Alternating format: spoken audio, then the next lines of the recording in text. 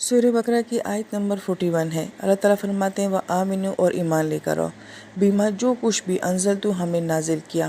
ماں کے اندر عموم کا فائدہ ہوتا ہے کہ اللہ تعالیٰ نے جو بھی قرآن میں نازل کیا ہے اس سب کے اوپر ایمان لانا ہوگا، یہ نہیں کہ کچھ باتوں کو مانا اور کچھ باتوں کو چھوڑ دیا۔ مصدقاً لما معکم، اور یہ قرآن تصدیق کرتا ہے جو تمہارے پاس ہے۔ تو ان کے پاس کیا تھا؟ اس سے پہلے تورات تھی، زبور تھی، انجیل تھی۔ تو قرآن جو ہے پچھلی تمام کتابوں کی تصدیق کرتا ہے، جو مضامین ان کے اندر تھے ان مضامین کو بھی دہراتا ہے۔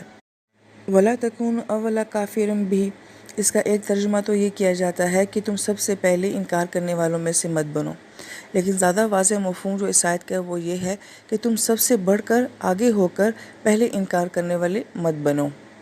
وَلَا تَشْتَرُوا بِآيَاتِ ثَمَنًا قَلِيلًا، اور مت بیچو ہمارے آیات کو تھوڑی قیمت میں۔ یہ تشترو کا لفظ ہی اشترا سے ہے۔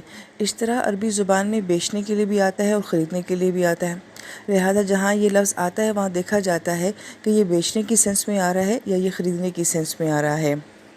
اور قرآن آیات کو بیچنے سے کیا مراد ہے کہ دنیا کی خاطر، مال کی خاطر، عہدے کی خاطر یا لوگوں کو خوش کرنے کی خاطر وہ مفہوم جو کتاب کے اندر ہے اس کو بدل کے کوئی دوسرا مفہوم بتا دیا جائے، اس لیے کہ سامنے والا یہ چاہتا ہے کہ مجھے ایسا فتویٰ ملے، میری مرضی کے مطابق بات کی جائے، تو اصل بات کو چھپا کے جو ہے مال، پیسے، عہدے کی خاطر غلط بات کو قرآن کے ساتھ یا الہامی کتابوں کے ساتھ منسوب کرنا گویا کہ اللہ کی آیات کو بیچنا ہوتا ہے۔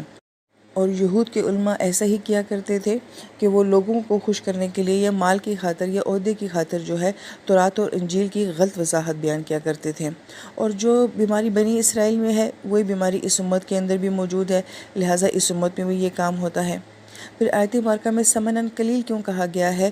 ہونا تو یہ چاہیے تھا کہ آپ اللہ تعالیٰ کی آیات کو جو ہے بہت بھاری قیمت میں بیچتے ہیں۔ تو مفسرین کرام یہ فرماتے ہیں کہ اللہ تعالیٰ کی آیات کے بدلے میں اگر کوئی انسان کسی کو کچھ بھی دے دے، کوئی عہدہ، کوئی مال، یہاں تک کہ پوری دنیا بھی دے دے، تو وہ اس قرآن کا بدلہ نہیں بن سکتی، اس کا متبادل اور اس کا ہدیہ نہیں بن سکتی ہیں۔ اس لیے ثمناً قلیل ہے، چاہے کچھ بھی دے دیا جائے۔ اور پھر اللہ تعالیٰ فرماتے ہیں وَإِيَّايَ فَاتَّقُونِ، اور اس معاملے میں مجھ سے ڈرو۔